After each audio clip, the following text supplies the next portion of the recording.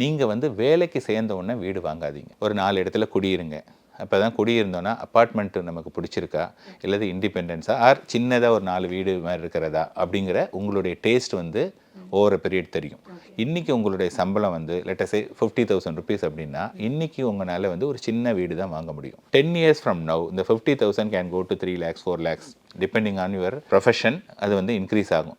அப்போ நீங்கள் அந்த தேதிக்கும் போது நல்ல பெரிய வீடாக வாங்கலாம். அதோடு இல்லாமல் 10 years டவுன் த லைனில் தான் உங்களுக்கு at least you will know, okay நான் வந்து சென்னையில் தான் இருக்க போகிறேன், அல்லது இந்த லொக்காலிட்டி எனக்கு பிடிச்சிருக்கு, இந்த மாதிரியான விஷயங்கள் தெரியும். நிறைய பேர் என்ன பண்ணுவாங்கன்னா, ஒன்று வாங்கிட்டு யூஎஸ்க்கு போயிடுவாங்க, அல்லது யூஎஸில் இருந்துட்டு நான் வந்து சென்னைக்கு திரும்பி வரதுக்கு சான்ஸ் இருக்குது, அன்றைக்கி விலை ஏறிடும் அப்படின்னு சொல்லிட்டு இன்றைக்கே வந்தாங்கன்னா, இன்றைக்கி இருக்கிறது வந்து 10 years கழிச்சு யூஎஸ்லேருந்து வர ஆளுக்கு இந்த வீடு துளி கூட செட் ஆகாது. லெஜெண்ட் சரவணா ஸ்டோர்ஸின் அக்ஷய திருதியை ஆஃபர், சவரனுக்கு 1000 ரூபாய் தள்ளுபடி. இச்சலுகை மே 12 வரை.